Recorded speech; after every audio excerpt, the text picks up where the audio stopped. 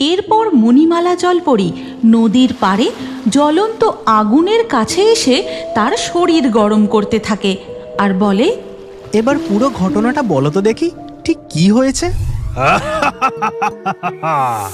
এবার আমি হয়ে উঠব আরো শক্তিশালী। আমার সাধনার দ্বারা আমি হিম শক্তি লাভ করেছি, কিন্তু এই শক্তি যথেষ্ট নয়। প্রয়োজন জলরাজ্যের রহস্যময়ী লাল মণি। আমাকে এক্ষুনি নীল সাগর রাজ্যে পাড়ি দিতে হবে। তারপর এই কথা বলে নাগরাজ অদৃশ্য হয়ে সোজা গিয়ে পৌঁছায় সমুদ্রের তলদেশে। তারপর নীল জলরাজ্যের উদ্দেশ্যে রওনা দেয়। মা, দেখো আমাদের নীল সাগর কি সুন্দর মনোরম হয়ে উঠেছে।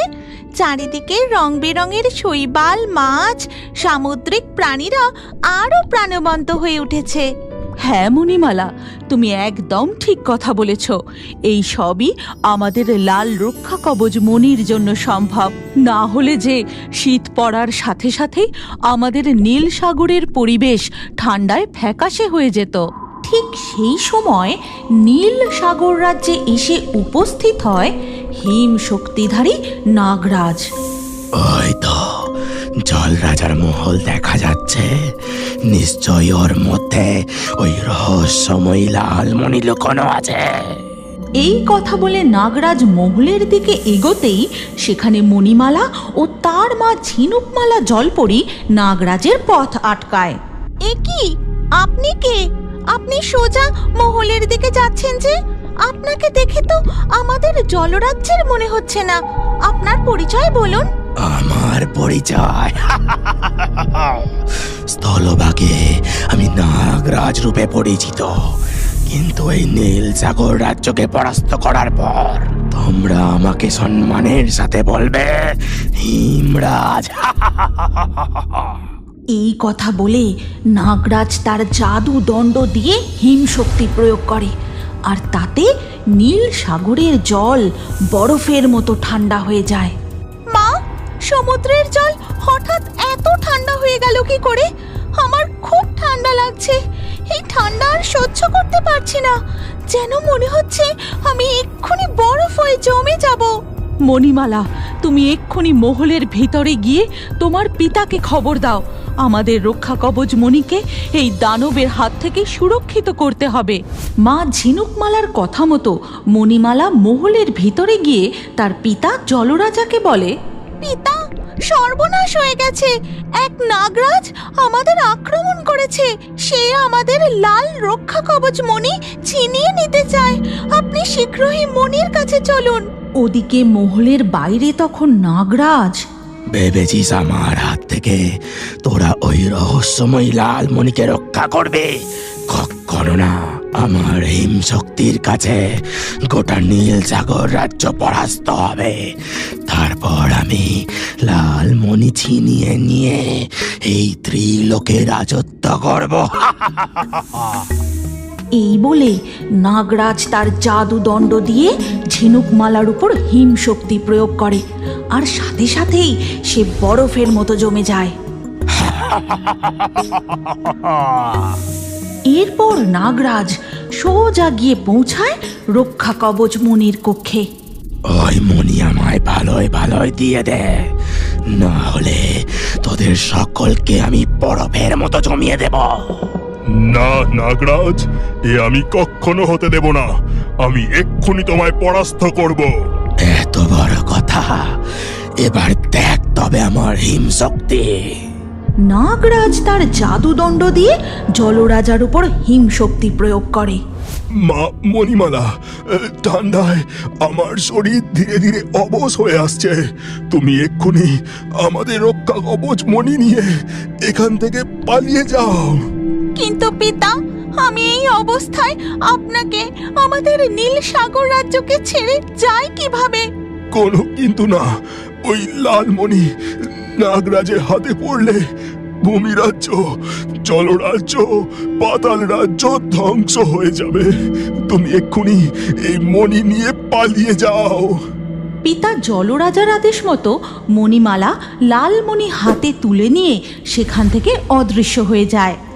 না না না, এ হতে পারে না। আমি এবার গোটা সমুদ্র, নদী, নালা সবকিছু বরফে পরিণত করে দেব, আর তার প্রভাবে শীত চরম পর্যায়ে পৌঁছাবে। নাগরাজের হিমশক্তি প্রয়োগের ফলে স্থলভাগেও প্রচুর শীত পড়ে, এমনকি বরফ পড়তে শুরু করে। যা ঠান্ডা পড়েছে, সকাল থেকে ছিপ ফেলছি, একটা মাছও জুটলো না। ওহ, পাশে এই আগুনটা না জ্বালিয়ে রাখলে ঠান্ডায় এতক্ষণ আমি জমে যেতাম। এ কি, নদীর জলটা ওরকম নড়ছে কেন? ঠিক তখনই নদীর জল থেকে মাথা তোলে মণিমালা জলপরি। ওরে বাবা, এ আবার কে? এই বরফের মতো ঠান্ডা নদীর জলে ডুব দিয়ে চান করছিল নাকি? কে গো তুমি? এই ঠান্ডায় তুমি নদীর জলে ডুব দিয়ে কি করছিলে? রক্ষা করো, আমাকে বাঁচাও। আমি হলাম মণিমালা জলপরি। আমাদের নীল সাগর রাজ্যে এক নাগরাজ আক্রমণ করেছে। তার হিম শক্তির কারণে সমুদ্রের জল, নদীর জল ধীরে ধীরে বরফ হয়ে যাচ্ছে। এই ঠান্ডা যে আমি সহ্য করতে পারছি না। জলপরি, তোমার তো খুব ঠান্ডা লাগছে মনে হচ্ছে। একটু এই দিকটা এগিয়ে এসো। নদীর পাড়ে এই জ্বলন্ত আগুনের কাছে দাঁড়িয়ে তুমি তোমার শরীর গরম করো। এরপর মণিমালা জলপরি নদীর পাড়ে জ্বলন্ত আগুনের কাছে এসে তার শরীর গরম করতে থাকে আর বলে, এবার পুরো ঘটনাটা বলো তো দেখি, ঠিক কি হয়েছে? যদি আমি কোনো রকম তোমায় সাহায্য করতে পারি। মণিমালা জলপরি জেলের ছেলেকে পুরো ঘটনাটা খুলে বলে, আর সব কিছু শুনে বুঝতে পেরেছি, আমাদের এক্ষুনি অগ্নিপরীকে স্মরণ করতে হবে। একমাত্র তিনিই তোমাকে সাহায্য করতে পারে। হে অগ্নিপরী, তুমি কোথায়? প্রকট হও, আমাকে সাহায্য করো। ওই নাগরাজ আমাকে খুঁজছে। আমার থেকে রক্ষা কবচমণি ছিনিয়ে নিলে বড় বিপদ হয়ে যাবে। এই কথা বলার সাথে সাথেই সেই আগুন থেকে বেরিয়ে আসে এক লাল পরী। মণিমালা, আমি যে আগুনের পরী, জলের মধ্যে যে আমি যেতে পারবো না। যদি সেখানে কোনো উপায়ে যেতে পারি, তাহলে আমি আমার শক্তি দিয়ে ওই নাগরাজকে পরাস্ত করতে পারবো। লাল অগ্নিপরীর মুখে এই কথা শোনা মাত্রই মণিমালা বলে, এই জাদুর মণি দিয়ে আপনাকে ও এই জেলে পুত্রকে আমাদের মতো লেজ প্রদান করছি। তার ফলে আপনাদের জলের মধ্যে শ্বাস নিতে, সাঁতার কাটতে আর কোনো অসুবিধে হবে না।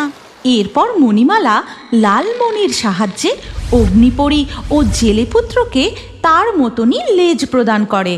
তারপর তারা তিনজনে নদীর জলে ডুব দিয়ে সোজা গিয়ে পৌঁছায় নীল সাগর জলরাজ্যে।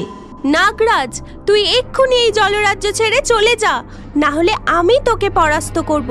লালমণি তুই কখনো পাবি না। তাই নাকি? তাহলে দেখি কার কত শক্তি। এই বলে নাগরাজ তার জাদু দণ্ড দিয়ে লাল অগ্নিপরীর দিকে হিমশক্তি প্রয়োগ করে। অগ্নিপরীও তার হাত দিয়ে অগ্নিশক্তি প্রয়োগ করে।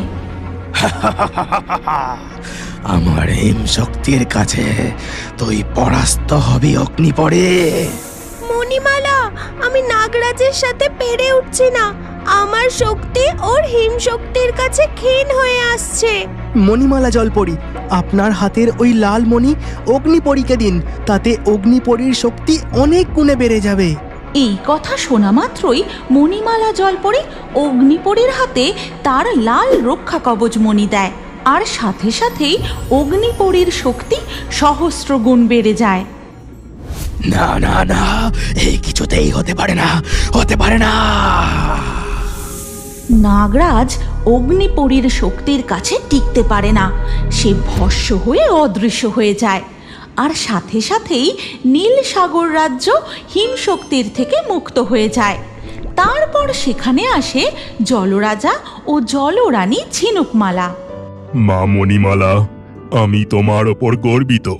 আমি জানতাম একমাত্র তুমি আমাদের রাজ্য ও এই লাল মণিকে রক্ষা করতে পারো।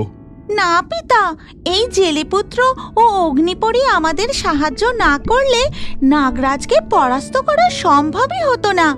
আর সঠিক সময় মতো ও আমাকে আগুনের উষ্ণতা না দিলে আমি হয়তো প্রাণই হারাতাম। মণিমালা, এই নাও তোমাদের রক্ষা কবচমণি। আমার কাজ শেষ, এবার আমি চলি। এই কথা বলে লাল অগ্নিপরী সেখান থেকে অদৃশ্য হয়ে চলে যায়। আর জলরাজা জেলেপুত্রকে বলে, তুমি আমার কন্যার প্রাণ বাঁচিয়েছ। আজ তুমি যা চাইবে আমি তোমাকে তাই দেব। বলো, তোমার কি চাই? তুমি কি জানো তোমার নামও আমাদের কার্টুন ভিডিওর মধ্যে থাকতে পারে?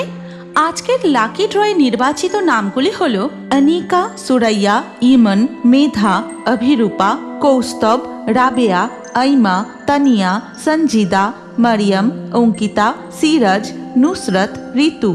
আপনার নামসহ সেরা কমেন্টগুলি পরবর্তী ভিডিওতে দেখার জন্য এক্ষুনি মারমেড মণিমালা বাংলা চ্যানেলটি সাবস্ক্রাইব করে নিন। তারপর আপনার নাম কমেন্টে লিখে দিন। আর স্ক্রিনের উপরে আসা এই পরবর্তী ভিডিওতেও ক্লিক করে ওই ভিডিওতেও আপনার নাম লিখে দিন। আপনার নাম আমাদের কার্টুন ভিডিওতে অবশ্যই দেখতে পাবেন।